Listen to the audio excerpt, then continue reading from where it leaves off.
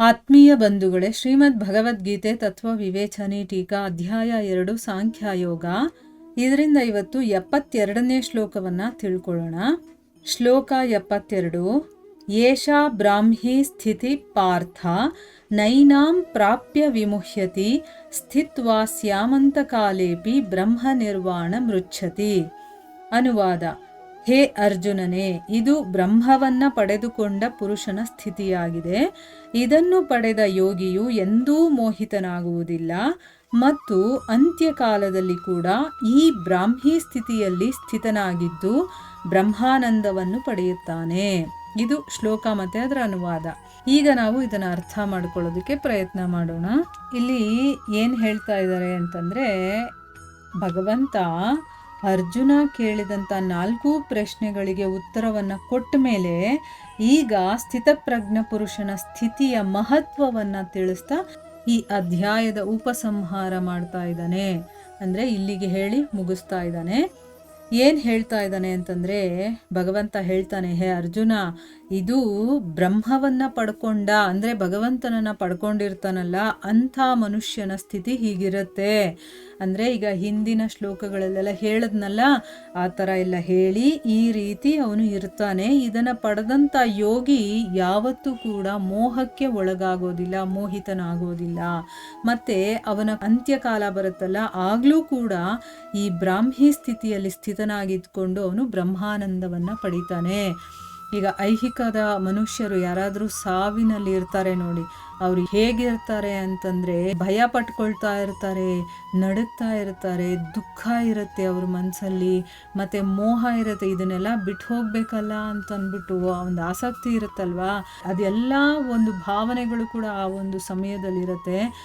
ಅದೇ ಒಬ್ಬ ಸ್ಥಿತಪ್ರಜ್ಞ ವ್ಯಕ್ತಿಗೆ ಅವನು ಸಾವಿನ ಸ್ಥಿತಿಯಲ್ಲಿದ್ದರೂ ಕೂಡ ಬ್ರಹ್ಮಾನಂದದಲ್ಲಿರ್ತಾನೆ. ಯಾಕೆ ಅಂತಂದರೆ ಅವನಿಗೆ ವಸ್ತುಸ್ಥಿತಿ ಏನು ಅಂತ ಸರಿಯಾಗಿ ಅರ್ಥ ಆಗಿಬಿಟ್ಟಿರುತ್ತಲ್ವಾ, ಅವನಿಗಿದು ಯಾವುದ್ರ ಬಗ್ಗೆನೂ ಚಿಂತೆ ಇರೋದಿಲ್ಲ. ಯಾಕಂದರೆ ತಾನು ಯಾರು ಅನ್ನೋದು ಗೊತ್ತಿರುತ್ತೆ. ತಾನಿವಾಗ ಹೋಗ್ತಾ ಇರುವ ಜಾಗ ನಂದು, ಕರೆಕ್ಟಾಗಿ ಇಷ್ಟು ದಿವಸ ನಾನು ಇದ್ದಿದ್ದಂಥ ಜಾಗ ನಂದಲ್ಲ, ಇದು ನಾನು ಅಲ್ಲ, ಇದು ನಂದು ಅಲ್ಲ ಅನ್ನೋದು ಅವನಿಗೆ ಚೆನ್ನಾಗಿ ಗೊತ್ತಿರುತ್ತೆ.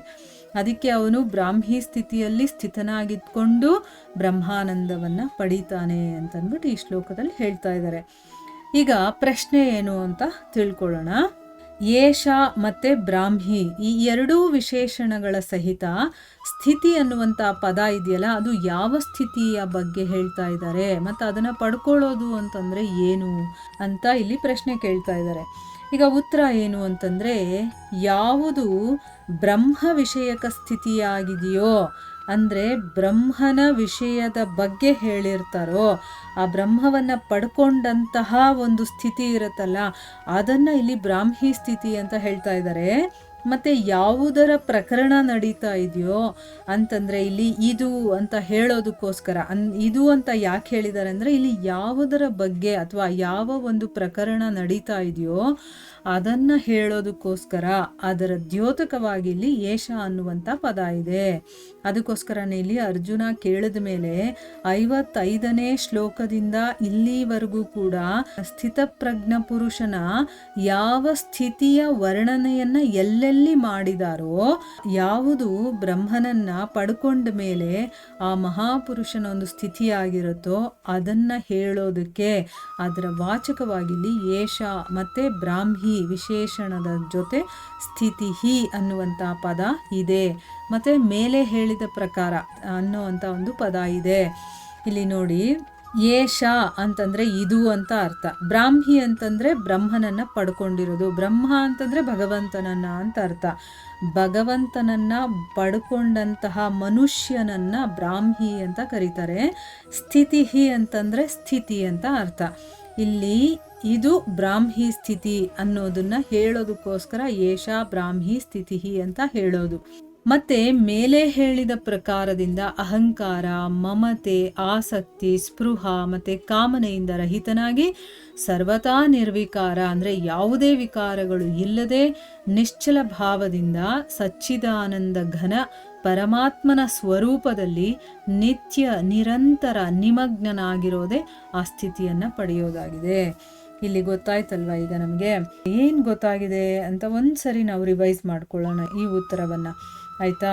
ಯಾವ ಮನುಷ್ಯ ಭಗವಂತನನ್ನ ಪಡ್ಕೊಂಡಿರ್ತಾನೋ ಆ ಒಂದು ಸ್ಥಿತಿ ಇದೆಯಲ್ಲ, ಆ ಸ್ಥಿತಿ ಬಂದ್ಬಿಟ್ಟ ಮೇಲೆ ಎಲ್ಲ ರೀತಿಯ ವಿಕಾರಗಳು ಅಂದರೆ ಅಹಂಕಾರ ಆಗಿರ್ಬೋದು, ಮಮತೆ, ಆಸಕ್ತಿ, ಕಾಮನೆಗಳು ಎಲ್ಲವೂ ಕೂಡ ವಿಕಾರಗಳೇ.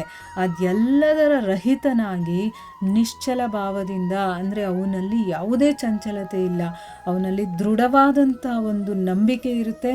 ಆಮೇಲೆ ನಿಶ್ಚಲತೆ ಅನ್ನೋದಿರುತ್ತೆ. ಆ ಮನಸ್ಸು ಆ ಕಡೆ ಈ ಕಡೆ ಎಲ್ಲೂ ಹೋಗಲ್ಲ, ಭಗವಂತನಲ್ಲೇ ಇರುತ್ತೆ. ಆ ರೀತಿಯ ಒಂದು ಭಾವನೆಯನ್ನು ಇಟ್ಕೊಂಡು ಆ ಭಗವಂತನ ಸ್ವರೂಪದಲ್ಲಿ ನಿತ್ಯ ನಿರಂತರ ನೋಡಿ, ನಿತ್ಯ ನಾವು ನಿತ್ಯ ಮಾಡ್ತೀವಿ, ಪ್ರತಿದಿನ ಭಗವಂತನ ಪೂಜೆ ಮಾಡ್ತೀವಿ, ಭಗವಂತನ ಗುಣಗಾನ ಮಾಡ್ತೀವಿ, ಆದರೆ ನಿರಂತರವಾಗಿ ಮಾಡ್ತೀವಾ? ಇಲ್ಲ ಅಲ್ವಾ. ಯಾವಾಗ ಬೆಳಗ್ಗೆ ಒಂದು 5 ನಿಮಿಷ 10 ನಿಮಿಷ ಮಾಡ್ತೀವ, ಆಮೇಲೆ ಸಾಯಂಕಾಲ ಒಂದು ಅರ್ಧ ಗಂಟೆ ಮಾಡ್ತೀವ, ಅಷ್ಟೇ ಮಾಡೋದು ನಾವು ಅಲ್ವಾ. ಆದರೆ ಸ್ಥಿತಪ್ರಜ್ಞನಾಗಿರುವಂಥವ್ನು ಏನು ಮಾಡ್ತಾನೆ? ನಿತ್ಯ ಮಾಡ್ತಾನೆ, ನಿರಂತರವಾಗಿ ಮಾಡ್ತಾನೆ. ಅದು ಇಂಪಾರ್ಟೆಂಟ್ ಆಗಿರುವಂಥದ್ದು ಆಯಿತಾ. ಭಗವಂತನ ಸ್ವರೂಪದಲ್ಲಿ ನಿತ್ಯ ನಿರಂತರ ನಿಮಗ್ನನಾಗಿರೋದೇ ಆ ಸ್ಥಿತಿಯನ್ನು ಪಡೆಯೋದು. ಈಗ ಸ್ಥಿತಪ್ರಜ್ಞ ಸ್ಥಿತಿ ಅಂತಂದರೆ ಏನು?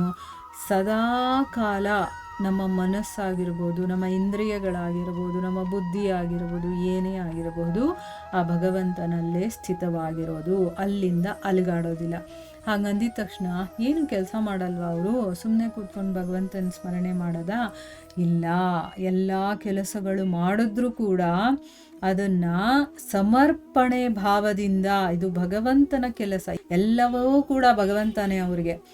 ಆ ಒಂದು ಸ್ಥಿತಿಯಲ್ಲಿರೋರಿಗೆ ಏನೇ ಮಾಡ್ತಾ ಇರಲಿ, ಏನೇ ಕೇಳ್ತಾ ಇರಲಿ, ಏನೇ ನೋಡ್ತಾ ಇರಲಿ, ಎಲ್ಲ ಭಗವಂತನೇ. ಅವನಿಗೆಲ್ಲ ಸಮರ್ಪಣೆ ಮಾಡಿ ಮಾಡ್ತಾ ಇರ್ತಾರೆ. ಮತ್ತು ಅವ್ರ ಮನಸ್ಸು ಯಾವುದೇ ಐಹಿಕ ಒಂದು ವಿಕಾರಗಳು ಏನಿದೆಯೋ ಅದ್ರ ಕಡೆ ಅದು ಹೋಗೋದೇ ಇಲ್ಲ, ಬರೀ ಭಗವಂತನಲ್ಲೇ ಇರುತ್ತೆ. ಅಂಥ ಒಂದು ಸ್ಥಿತಿಗೇನೆ ಭಗವಂತನನ್ನು ಪಡೆಯೋದು ಅಂತ ಹೇಳೋದು.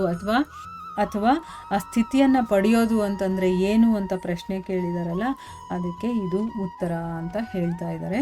ಮುಂದಿನ ಪ್ರಶ್ನೆಯನ್ನು ನಾವು ಮುಂದಿನ ಭಾಗದಲ್ಲಿ ತಿಳ್ಕೊಳ್ಳೋಣ. ಹರೇ ಕೃಷ್ಣ.